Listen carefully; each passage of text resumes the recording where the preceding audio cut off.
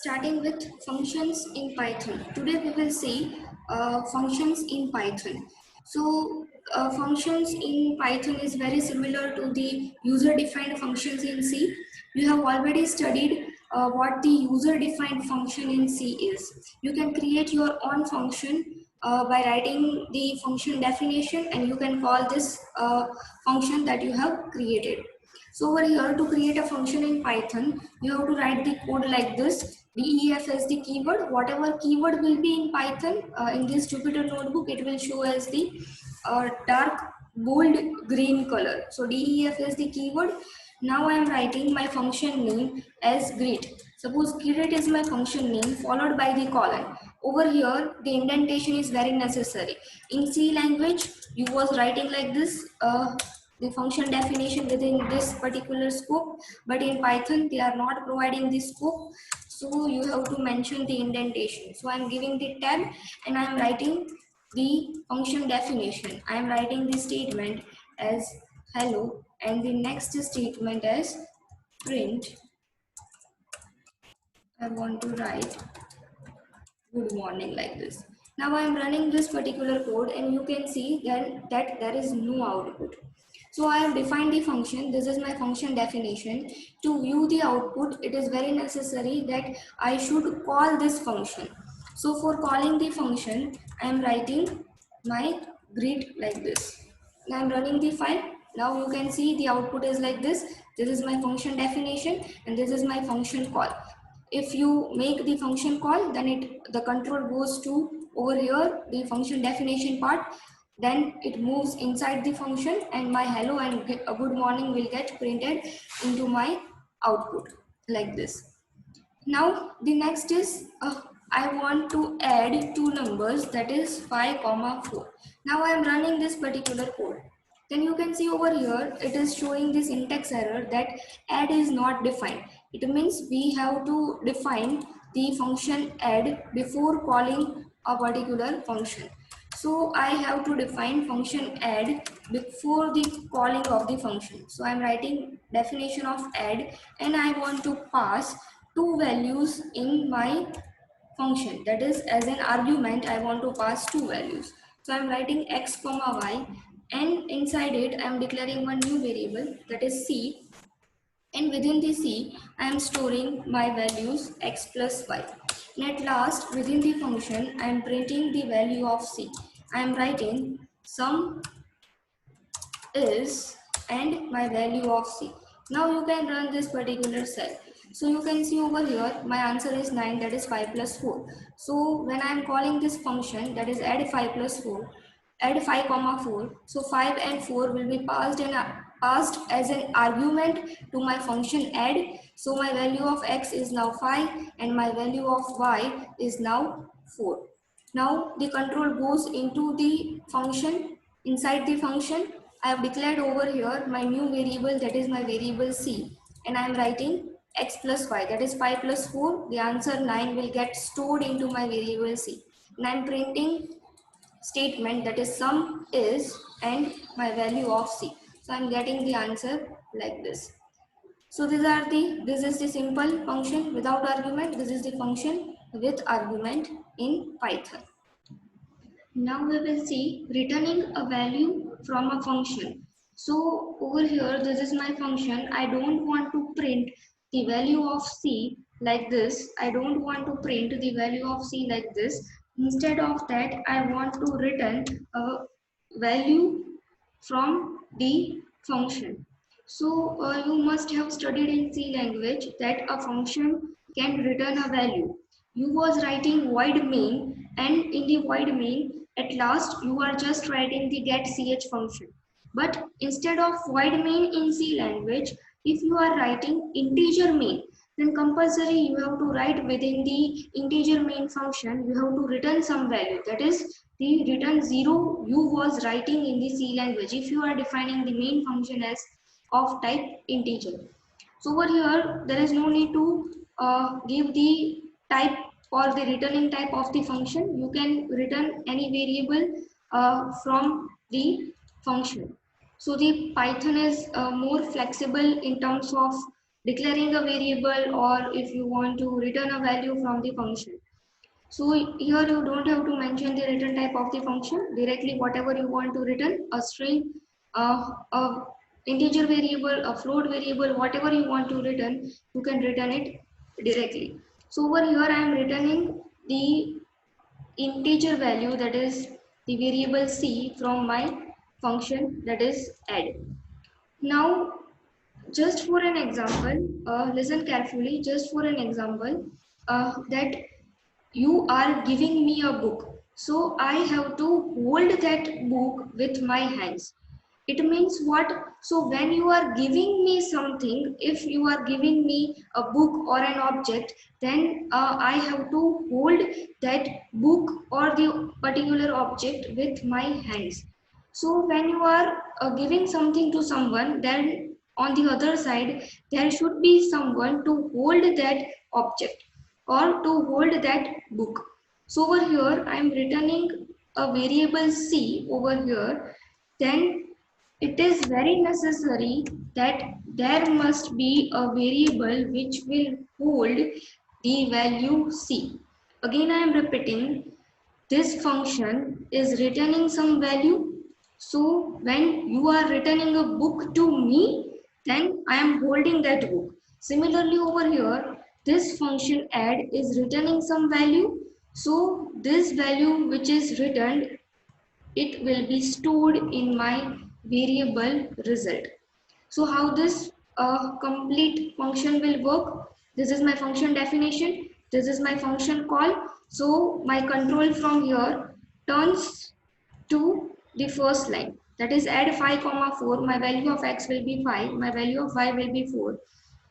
I am writing c equals to 5 plus 4. So my value of c is now 9. I am returning the value of c. So my control from here jumps again to here, and using the assignment operator, my value of c is stored in my result variable. So remember carefully, when you are returning something, there must be one variable to hold that value. So this is how it works. I am running this function, so you can see that there is no output, because whatever my value of c is over here, it is stored in my result variable. So to see that value, I have to print the result variable like this. So you can see now my value of result variable is 9. Like this, you can also return two values. I am giving the function name as subtract and add. I am performing c equals to x plus y, and I am performing d equals to x minus y, like this. Now I want to return two values at a time. I want to return c also, and I want to return d also. So you can return two values like this by comma, like this. So you are separating the two variables by using the comma.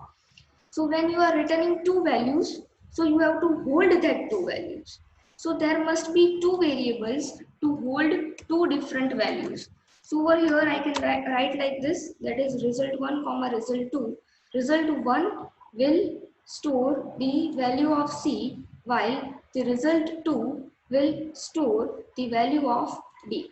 So for printing the value of result1 and result2, I will write over here result1 comma result2, like this, and you can run this function. Okay, so you can write like this also, result1, and I am writing print result2.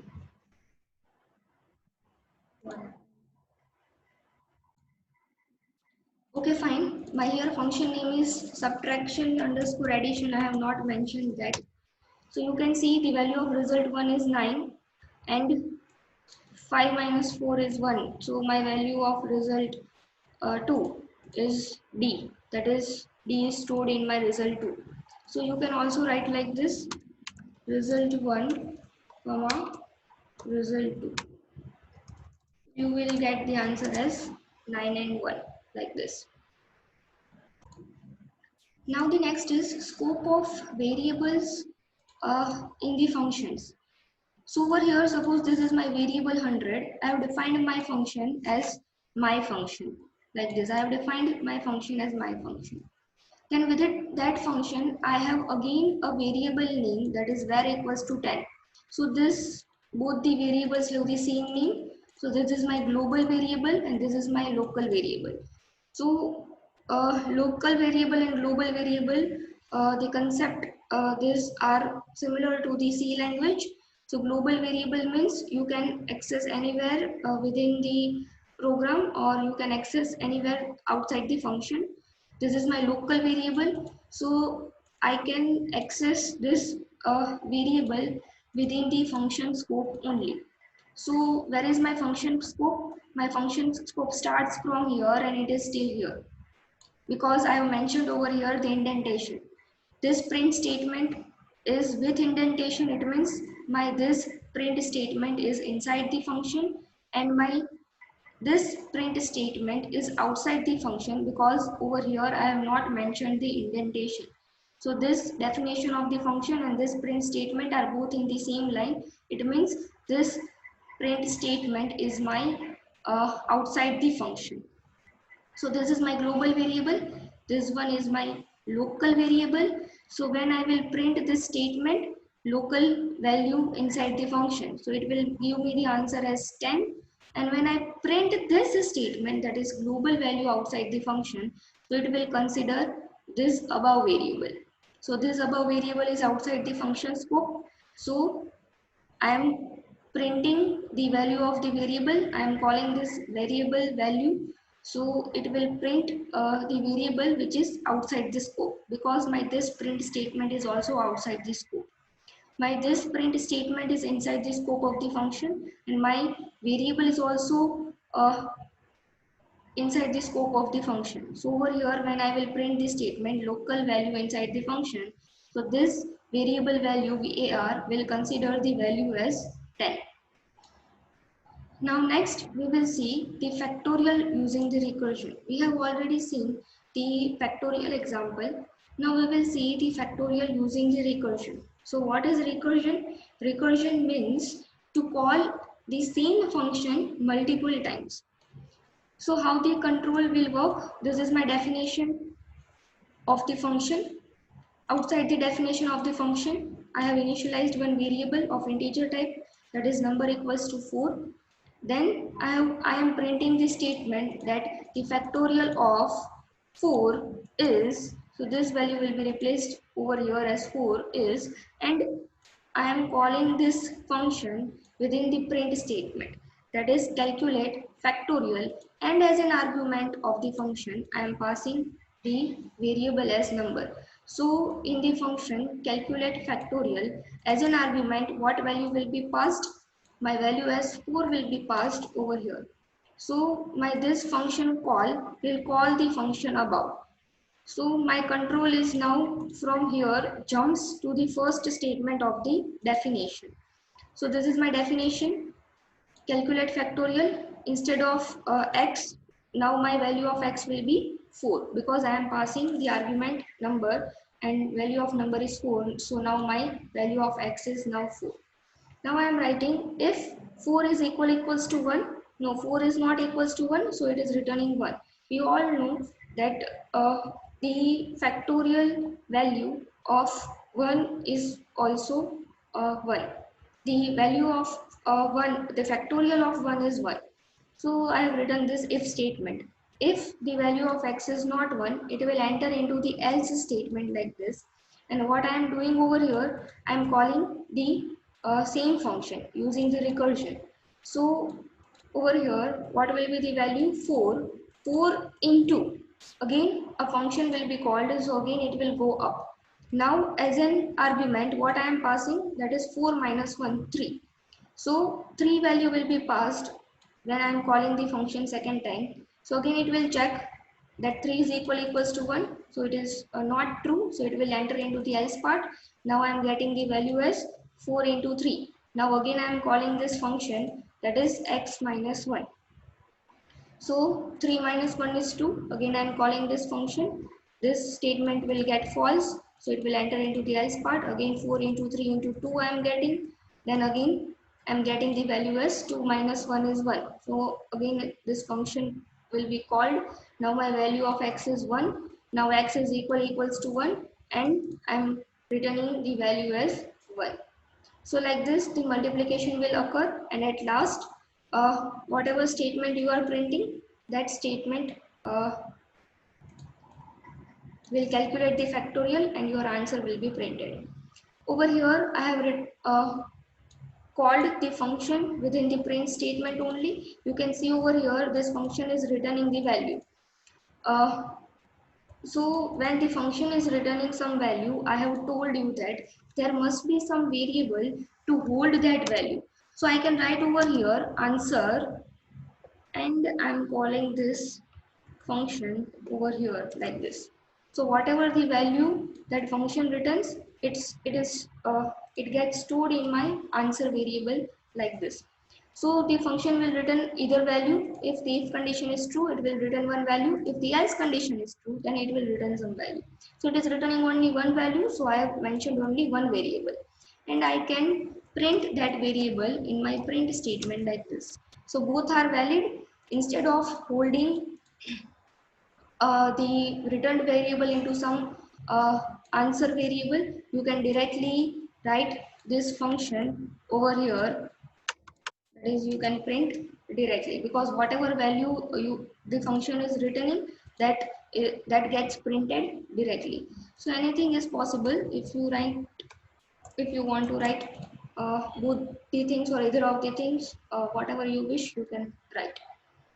Now the next one is the Python default argument. So over here, this is my function definition. Uh, in my function definition, I have two arguments. My name is the argument, and my second argument, I am mentioning the value also. This is my message as the variable, and I am assigning a value, that is the string value, to my message variable. I am printing the statement, that is hello, whatever the value of variable will be, comma, and the message. Now I am calling this function two times. I am calling this greet function two times. First time when I am calling this greet function, at that time I am passing only one value. As you know that the function has two arguments, so you should pass two values. But instead of two values, I am passing only one value and I am not getting any error. Why? Because if you are passing only one value, then the second value will be considered by default, and that value will be good morning. So there will not be an error. If there are two values and you are not mentioning the default argument like this, and you are passing only one value, then see what happens. Then it is giving me the error, that is grid missing one required positional argument. So for the message you are not passing any argument. So over here it is very compulsory that I must pass an argument like this. So I am getting my answer. But if I don't want to pass two arguments and I want to run this program successfully, then I have to give some default value to the second argument, and that default value I am assigning the string variable, a string as good morning, to my variable message. So over here if I am not passing the second argument, then by default it is considered as the good morning. So my name will be printed as Rama and my message value will be printed as good morning. So let's see. So hello Rama, good morning. This is my output. Now I am calling this function second time. I am passing Rama and I am passing the second argument as do you do you do. So how do you do will be passed to the second argument, and my now message value will be how do you do. So you are passing over here the second argument. So my value of the message will get replaced and my value of the message will be how do you do. So when this good morning works, when you are not passing any second argument, at that time the default argument will be considered. If you are passing the second argument, then that second argument will be considered. This default argument will get replaced by the argument that you have passed. So these are the Python's by default argument. Next is the Python keyword argument. So it is very similar. I am calling the same grid function, and I am passing the first argument as the Sita and second argument as message. So you can also mention the keyword like this. So in the my first argument variable name is name. So in the place of name, I want to pass Sita, and in the place of message, I want to pass this particular string. So I'm getting the answer as Sita, how do you do? My second, that is out of order. Over here, my first is the name variable, second is the message variable, but over here I am changing the order. First I am giving as the message, so you have to mention message equals to this and name equals to this. So it will accordingly set, and your message will be passed as the second argument and your name will be passed as the first argument. So you can change the order also. Over here, one positional and one keyword. So you can also pass one as the simple argument and second as the keyword argument. So when you are mentioning the key, this is the value part, this is the key part, this is the value part. This is the again key part, this is the value part. So it is written over here, the first is the key argument and this is the normal default argument. You can also call it as the positional argument. Now the third one, Python arbitrary arguments. So over here, my output is like this, that is hello A1, A2, A3 and A4. So I am calling this grid function with different strings separated by the commas. So I want to pass this whole strings as an argument. So you can write the arbitrary argument like star and names. So whatever you are passing like this, the all these strings separated by comma, this will be accepted by the names, and for printing all the values, you have to use the for loop. So for name in names, this is my variable default. So I can also write like this. For n in names, I want to print all the values. So I'm getting hello and like this. So whatever value will be there in the names variable, so one by one it will get iterated, it will be transferred to the end, and you are printing hello A1, hello A2, hello A3 and hello A4. So this is all about the functions in Python.